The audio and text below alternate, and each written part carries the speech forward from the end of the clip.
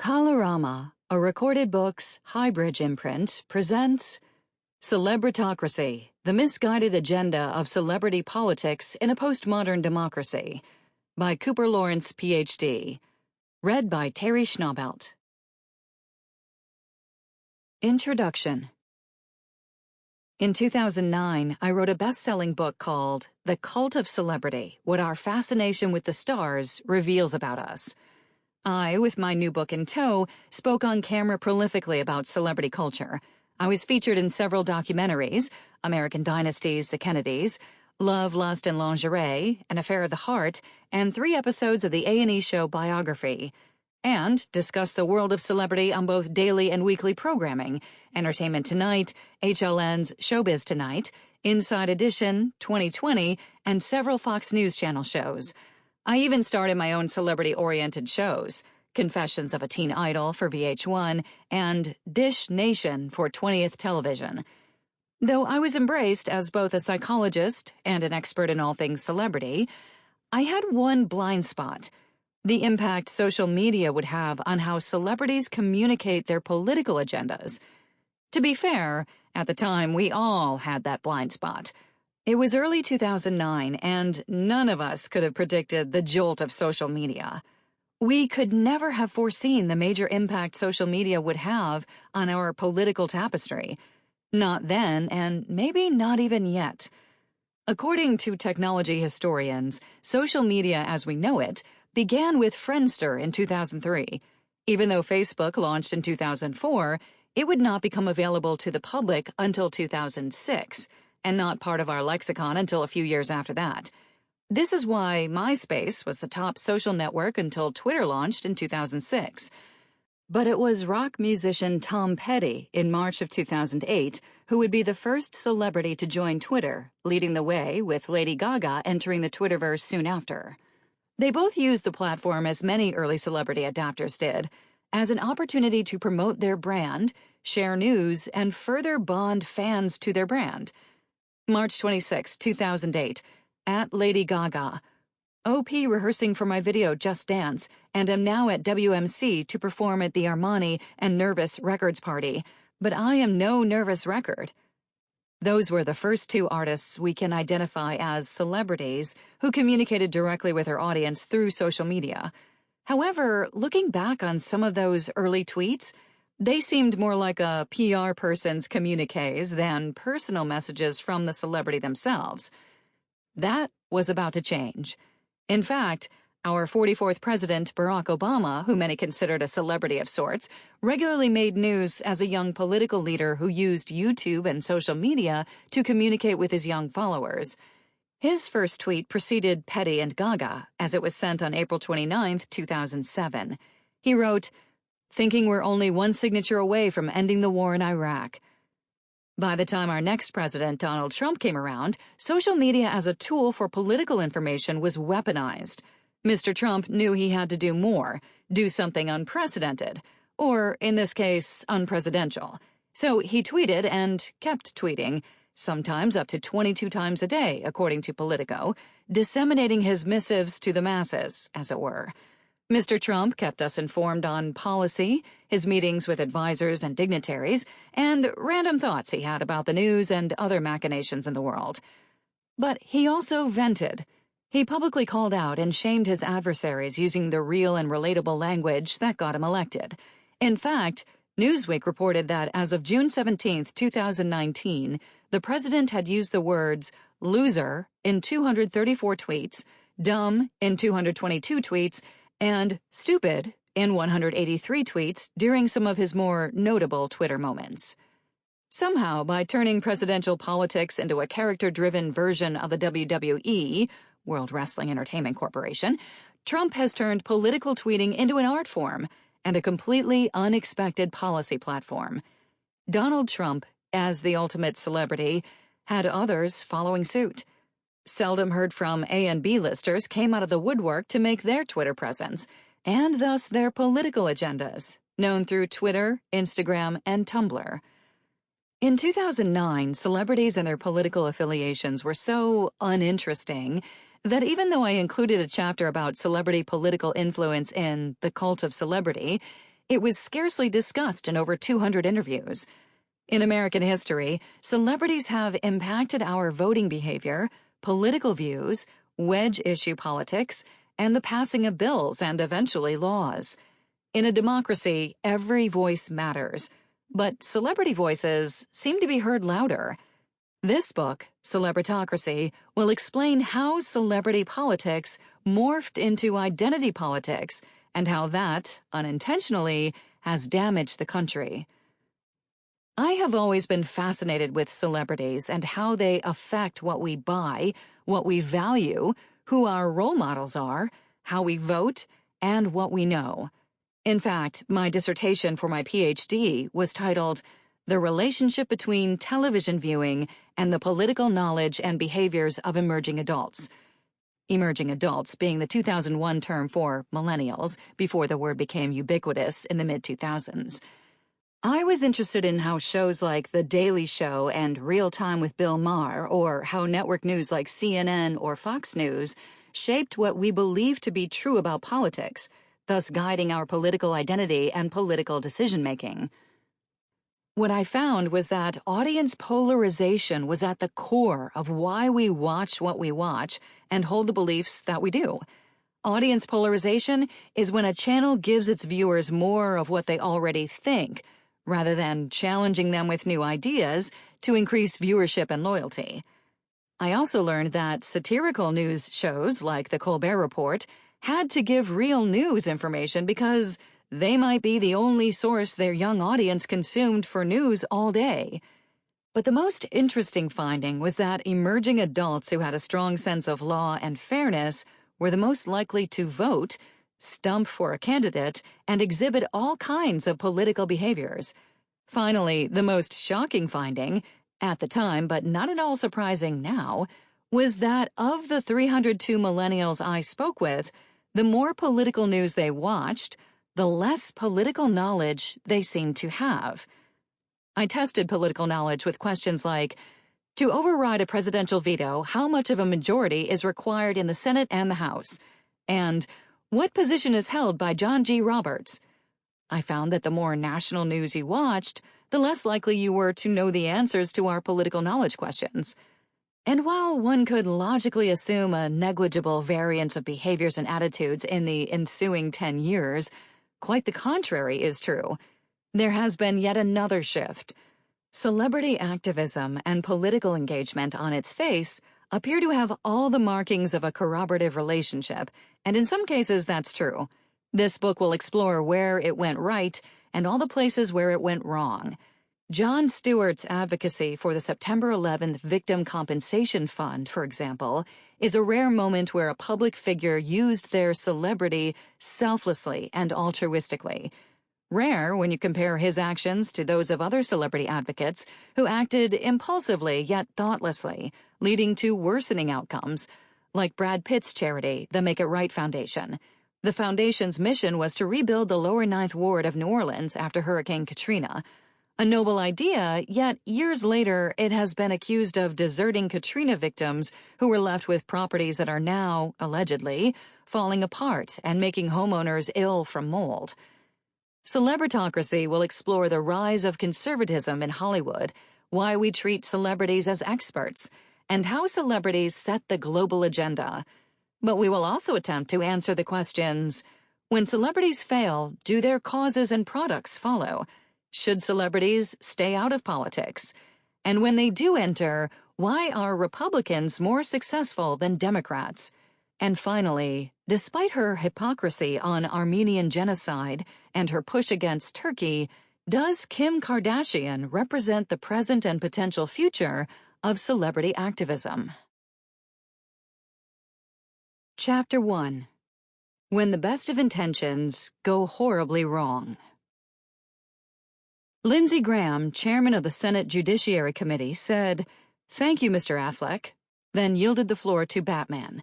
Oscar-winning actor Ben Affleck reciprocated, greeting Senator Graham and Senator Patrick Leahy, saying he was humbled to be there in front of them and to be in the presence of an esteemed panel, which included billionaire and technology guru Bill Gates.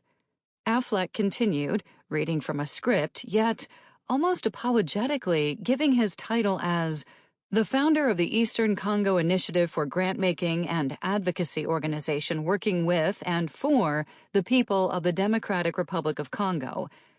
As he spoke, his then-wife, actress Jennifer Garner, sat stoically behind him while dozens of photographers knelt down snapping photo after photo of the Argo director. Affleck then referred to Graham as a genuine champion for smart, effective U.S. foreign assistance, touting his visit with other senators to the war-torn region as the largest ever to the Democratic Republic of the Congo by United States senators. He seemed to be there to give an update as to how the help the U.S. had given to the region thus far had been going. All good news. Affleck, now animated, emphatically stated, "I can tell you firsthand that U.S. diplomatic and financial investments in Congo are working." To testify in front of Congress or a judiciary committee, a person needs to be a lobbyist or a recognized expert in a particular field. On the surface, you may be asking, what expertise does Ben Affleck have as an advocate for the Democratic Republic of the Congo? To his credit, by the time he gave this testimony in 2015, he had quite a lot. Affleck, looking for a philanthropic opportunity, read an article by Nicholas Kristof in 2007 in the New York Times about human rights abuses in the Democratic Republic of the Congo, DRC. Affleck began making trips there, reporting on his expeditions for ABC News Nightline. Soon after, Affleck directed a short film, Gimme Shelter, about the work the UN had been doing in the region in order to fulfill its mandate. Then, Affleck began a series of speaking engagements all over the globe, knocking on doors of senators and world leaders, getting Theo chocolate, Falcon coffees, and Starbucks to use Congolese farmers to grow their beans and cocoa. He was on a real mission. However, Affleck's creation of a fair trade movement for coffee and cocoa in the Congo and similar celebrity advocacy has its critics. Professor Michael Goodman, author of The Mirror of Consumption, Celebritization, Developmental Consumption, and the Shifting Cultural Politics of Fair Trade, might argue that celebrity support for fair trade goods misses the most fundamental point of the fair trade movement.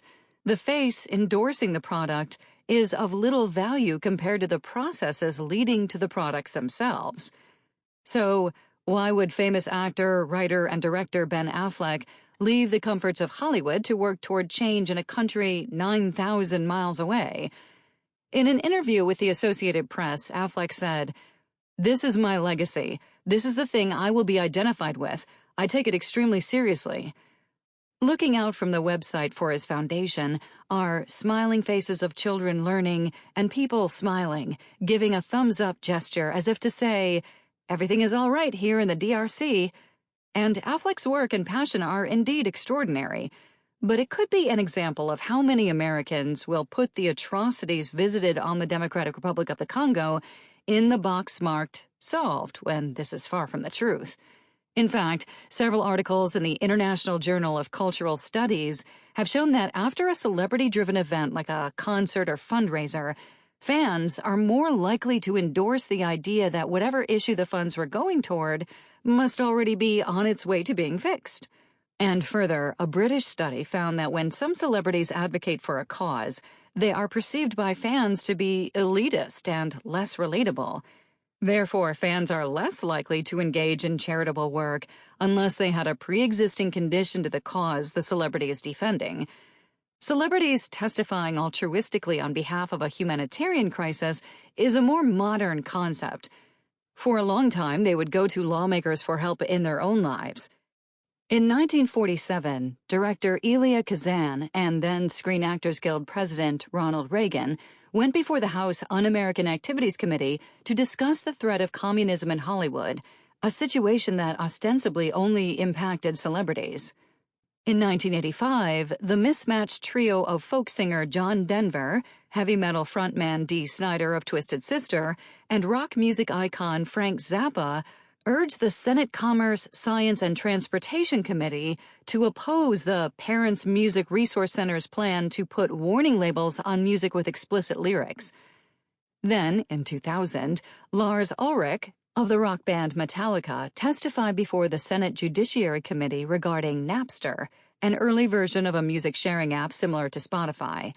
His concern was that Napster profiting off of his and other artists' music was akin to stealing, and that digital downloading of music without payment or permission from musicians needed to be stopped.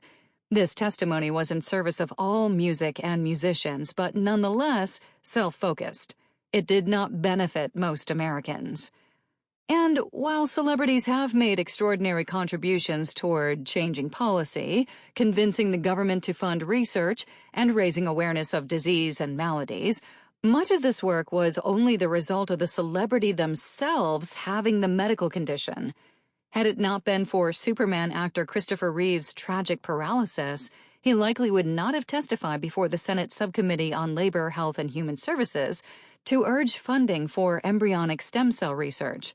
And it's doubtful actor Michael J. Fox or boxer Muhammad Ali would have testified before yet another of the 12 subcommittees with jurisdiction over the Health Department, the Senate Appropriations Subcommittee on Health and Human Services, in order to drive Congress to devote more money to finding a cure for Parkinson's, a disease that afflicted them both. So, perhaps it was legendary Price is Right host Bob Barker who was the first to stump for a cause that wasn't inherently personal.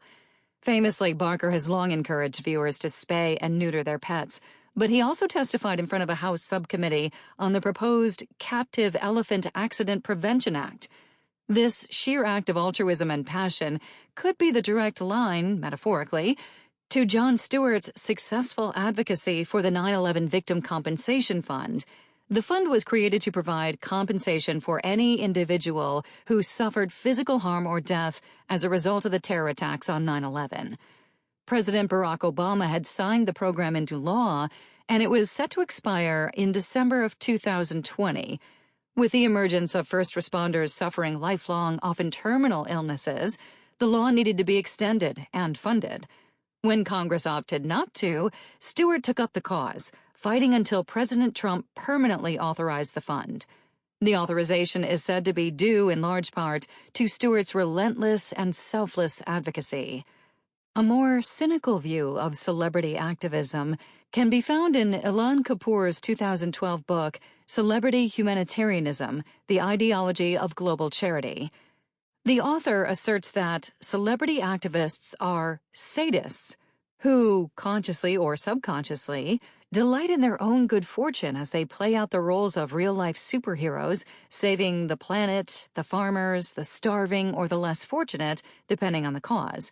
The book argues that, at its core, celebrity activism doesn't solve the more insidious problems of inequality and economic injustice, but only serves to elevate the status of the celebrity.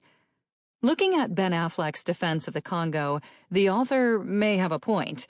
As of the writing of this book, BBC News was reporting that dozens of children in the Democratic Republic of the Congo had been abducted and trafficked by a criminal faction posing as an orphanage. Some of the children, who were later found, were undergoing DNA testing to ascertain their true parentage, while a Belgian court held an investigation. This news, however, was eclipsed by the insidious measles and Ebola epidemic that raged in the Congo at that same time. Affleck and his colleagues are doing magnificent work, and even if they help a small percentage of people, their mission is an enormous success. But does the shine of star power overshadow the reality of what life is really like in the Congo and similar areas? We only need to look to their neighbor to the northeast, Ethiopia, to understand. Live Aid, the disaster relief that was itself a disaster. During the dark ages of the pre-internet era, way back in 1985, a young assistant named Nina at Spin magazine was tasked with conducting some research in that primitive way people did in the 1980s at a public library, sifting through dozens of film archives called microfiche. She was searching for what today one could easily Google. Is there a civil war in Ethiopia? Her brother was Bob Guccione Jr., the founder of Spin, and he needed the question answered. Guccione had been at a dinner party where he heard a story about this alleged civil war. The press hadn't been covering it, and as far as he could tell, none of his friends had heard about it either. However, Guccione understood the implications a war would have on the problematic distribution of a recent $127 million raised by Live Aid, so he asked his sister Nina, an assistant, to find out. Live Aid had been the brainchild of singer and activist Bob Geldof, who, at this moment, mid-1985, as Nina Guccione was poring over microphotographs of newspapers in her local library, was still bathing in the accolades of his enormous success. You see, Live Aid was a multi-venue benefit concert aimed at raising money for famine relief in Ethiopia. On one side of the Atlantic, at Wembley Stadium in London, where Prince Charles and Princess Diana officially opened the night, 23 artists performed over the course of nearly 14 hours. Headlining acts took the stage one by one, including David Bowie, U2, The Who, Elton John, and Paul McCartney. Queen's Freddie Mercury delivered what some still consider to be one of the greatest live performances in the history of rock and roll. His voice lifted the crowd and transformed the moment, especially when he sang "The Note Heard Round the World" after the Queen song Radio Gaga. Remarkably iconic, the scene was replicated in the 2018 film Bohemian Rhapsody by Rami Malek, who won an Oscar for his portrayal of Mercury in the film. On the other side of the Atlantic, at JFK Stadium in Philadelphia, Jack Nicholson, Bette Midler, and Chevy Chase introduced such acts as Madonna, Tom Petty and the Heartbreakers, Mick Jagger, Bob Dylan, and Led Zeppelin, with a total of 35 artists completing the circuit. When you consider the sheer scope of it all, organizing artists' schedules, their bands, the backline, the staging, sound mixing, and everything else you need for one act, let alone 58 acts, the thought of it is rather breathtaking. It was July 13, 1985, and Geldof had been inspired by a BBC News report of abject famine and drought in Ethiopia that had left 1.2 million dead in its wake. The star power that galvanized the tens of thousands of concertgoers and millions around the world to donate was staggering, but slow. 7 hours into the concert, Geldof tallied the numbers and found only a little over $2 million had come in. He marched over to the area occupied by the BBC and bellowed into the camera, "Give us your fucking money," which he has since denied.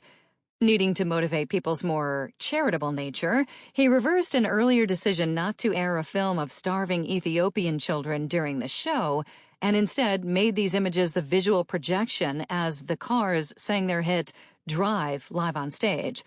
It worked.